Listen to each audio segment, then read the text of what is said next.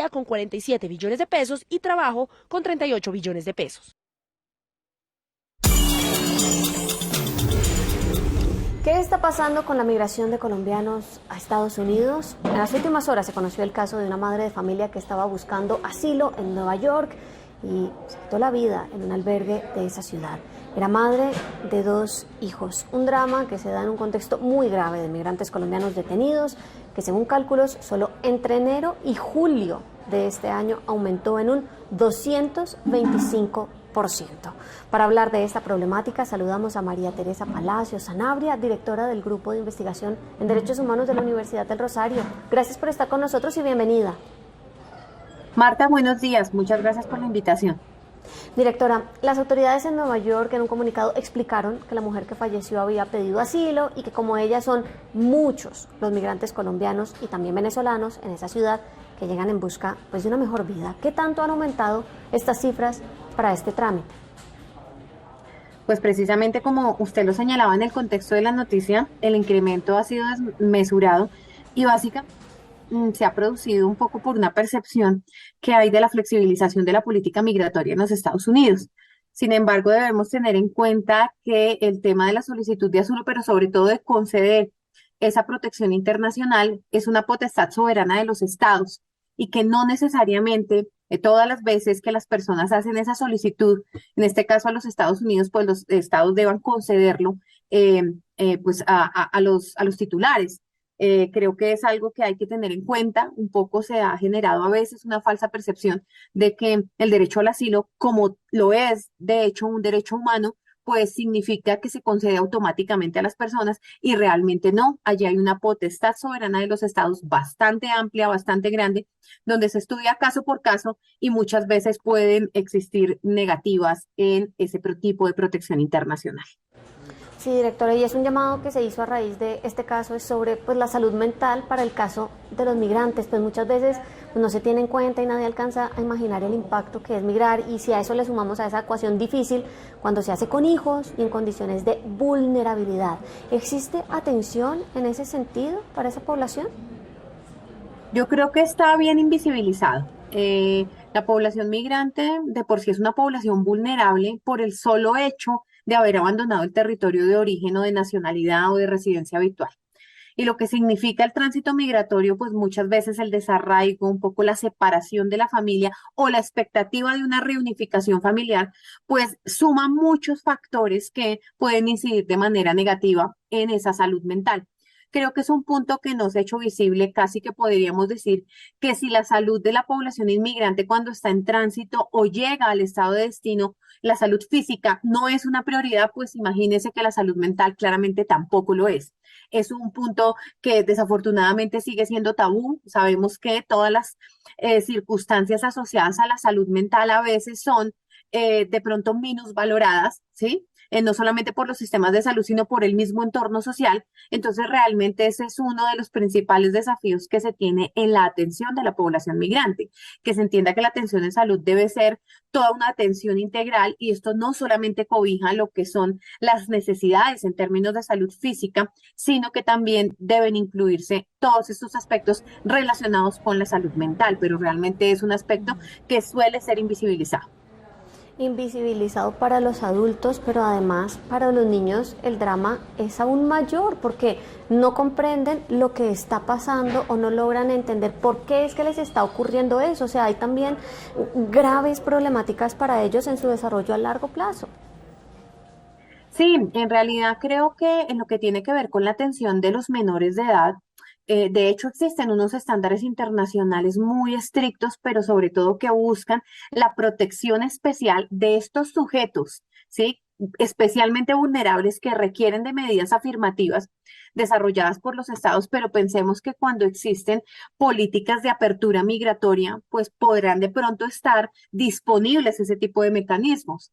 A pesar de ello, creo que es importante tener en cuenta que, por ejemplo, en el Sistema Interamericano de Protección a Derechos Humanos se han fijado una serie de estándares internacionales que podríamos decir son buenas prácticas, son protocolos de atención para lo que significa para los menores de edad la migración, para lo que significa la separación familiar, lo que significa el desarraigo, la llegada a un estado de destino, pero un poco también todos los factores asociados que circundan esa misma migración. Los menores de edad, creo yo, son de los principales sujetos afectados en todos estos procedimientos, pero no porque la migración en sí misma sea un hecho agresivo, sino porque las políticas restrictivas, ¿cierto? Las políticas que buscan securitizar las fronteras, pero adicionalmente sancionar la migración y, si se me permite, criminalizarla, pues hacen que los entornos sean mucho menos amigables para los menores de edad. Pensemos que el tema de la expectativa de la reagrupación familiar para los menores puede ser una situación muy angustiosa, pero también cuando ellos muchas veces viajan solos o hacen esos recorridos migratorios no acompañados y están expuestos a una serie de riesgos que están asociados pues precisamente a la migración.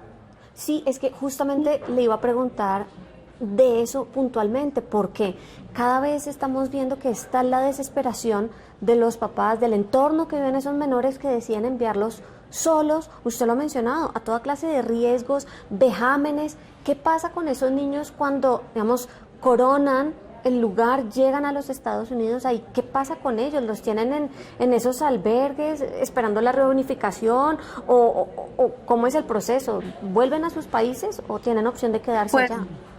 digamos que depende un poco del escenario Ujú. en el que se produzca esa migración de esos menores no acompañados. O sea, realmente ya es un gran logro que ellos logren transitar todos los países que han tenido que transcurrir para poder llegar al estado de destino. Eso, digamos, ya es digamos, una victoria en términos migratorios, porque en realidad los riesgos durante el tránsito son muy altos.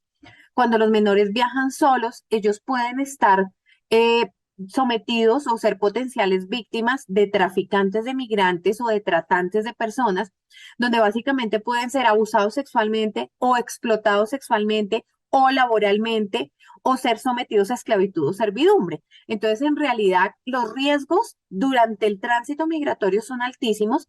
Cuando logran llegar al estado de destino, en este caso particular que se analiza, que es el de los Estados Unidos, pues depende un poco si ese menor de edad tiene familia en ese estado de destino, tiene algún tipo, digamos, de figura de tutor o de protector en el estado, o si definitivamente están solos y han hecho este tránsito dejando su familia en el estado de origen. Ahí la suerte un poco de estos menores de edad es distinta. Cuando de repente han viajado y sus padres pueden estar regularizados en el estado de destino, pues hay posibilidades de que existan o se pueda proceder a una reagrupación familiar. Pero cuando de repente viajan solos o sus padres se encuentran también en situación irregular en el estado de destino, pues como usted bien lo dice, si llegan a ser de pronto interceptados por las autoridades migratorias, pueden ser recluidos en centros de internamiento mientras se resuelve esa situación administrativa migratoria. Esto quiere decir, si se procede a hacer una deportación del menor de edad, de la familia, entonces, como usted se podrá imaginar, claramente todos los riesgos siguen allí latentes porque pues los niños un poco están en una situación de indefensión. Entonces sí es una situación muy preocupante, pero donde los estados un poco antes de pensar criminalizar la migración o ver como unos atentados a la seguridad nacional o al orden público la llegada de inmigrantes, más bien deben desarrollar protocolos de atención adecuados para esos menores de edad, para que no puedan estar sujetos a esa cantidad de riesgos que venimos señalando. Directora, volviendo a este escenario puntual con el que abrimos la entrevista, esta mujer colombiana que se quitó la vida en un albergue, uno también se pregunta, pues, ¿qué opciones tiene un migrante indocumentado para pedir atención? Usted nos contaba que hay protocolos establecidos, por ejemplo, para los menores, buenas prácticas, pero es entendible también que las personas, los adultos, no quieran hablar de lo que pasa adentro en su salud mental por el temor de tener el fantasma que los acecha, la deportación. Casi que están un poquito maniatados, ¿no? Sí. Bueno, pues realmente ahí estamos como ante todo tipo de política migratoria sometidos a lo que soberanamente los estados quieran reconocer a las personas.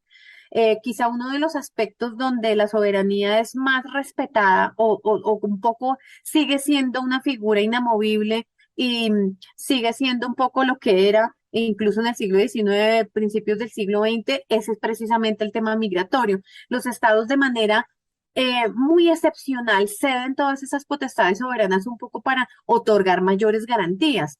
Protección deberían tener como seres humanos, sin embargo, claramente dependerá de si los estados han dispuesto sistemas de atención, tanto de salud física como mental, para este tipo de circunstancias.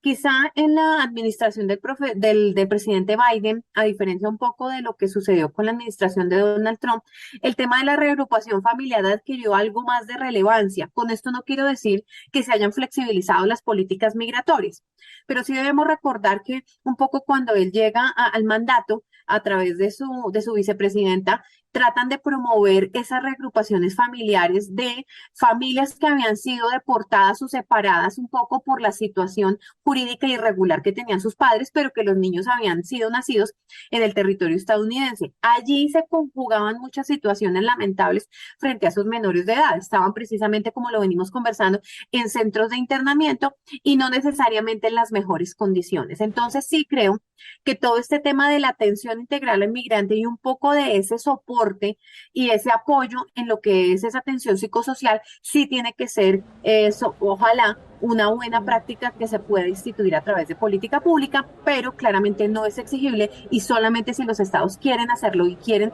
otorgarle a la población migrante este beneficio, pues se podrán ver ellos protegidos por esta vía. Director, usted ya nos estaba dando puntadas de lo que ha sido la política migratoria del presidente de los Estados Unidos, Joe Biden, y sin duda, pues ese es el tema que es el caballito de batalla en estos momentos entre republicanos y demócratas de cara a las elecciones de medio término, y hemos visto imágenes que despiertan todo tipo de sensaciones, emociones, el envío de buses, de aviones a varios estados, los que llaman los estados refugios, con migrantes indocumentados. Aquí se les ve es como un problema y no como lo que son, como seres humanos. Esto es una degradación de la problemática, ¿o no? Sí, claramente. Básicamente, casi que podríamos decir que esa política migratoria fijada por los Estados Unidos es una política que genera unos impactos en los países de otros países de América del Norte, específicamente México, pero de ahí para abajo los países de América Central y también incluso de América del Sur. Y es básicamente esos acuerdos que se hacen gubernamentales con todos esos países de tránsito que son ese camino para conquistar lo que popularmente se conoce como el sueño americano y que es lo que los migrantes visualizan como su destino final, poder llegar ojalá a Estados Unidos o en algunos de los casos a Canadá, pero utilizando como tránsito todos los otros países de Sudamérica, Centroamérica y Norteamérica. Y claramente, pues allí lo que se produce es una política de contención migratoria. Y básicamente lo que acuerda, en este caso el presidente Biden, con gobiernos como el mexicano, como el guatemalteco, el beliceño, salvadoreño y otros países, es que existan esas contenciones o esas devoluciones de personas. En ese sentido, por eso es que estamos viendo esos aparentes transportes supuestamente humanitarios, donde se tratan es de regresar las personas o devolverlas a los territorios centroamericanos o suramericanos de donde provienen, y es un poco para evitar ese ingreso masivo de personas hacia la frontera de Estados Unidos. Entonces, un poco es ese tipo de acuerdos, como usted lo dice, de estados de refugio, lo que tratan de hacer es una distribución de la migración, pero no es una distribución teniendo en cuenta ni la voluntariedad ni los intereses de las personas. Es decir, si de por medio, por ejemplo, tienen procesos de reagrupación familiar que quieren desarrollar o si pues piensan que pueden desarrollar un proyecto de vida más adecuado en determinado territorio. Entonces, un poco lo que hacen los estados es decidir por esas personas, buscar cómo los redistribuyen por estos países de Norteamérica y Suramérica, Centroamérica y Suramérica, pero sobre todo evitar ese ingreso de personas al territorio estadounidense. Son esos acuerdos que muchas veces tienen naturalmente presupuesto de por medio. Estos estados un poco reciben incentivos económicos para evitar que la población migrante siga subiendo y lo que se busca es hacer cierres fronterizos. Sin duda es todo un panorama muy complejo el que estamos hablando en estos momentos. A María Teresa Palacios Zanabria, directora del Grupo de Investigación en Derechos Humanos de la Universidad del Rosario, gracias por haber estado con nosotros aquí en Noticias Caracol Ahora. Muchas gracias, Marta. Gracias a usted por aceptar la invitación. Son las 11:26 de la mañana, hacemos una breve pausa, pero en un instante regresamos con muchos más contenidos aquí en Noticias.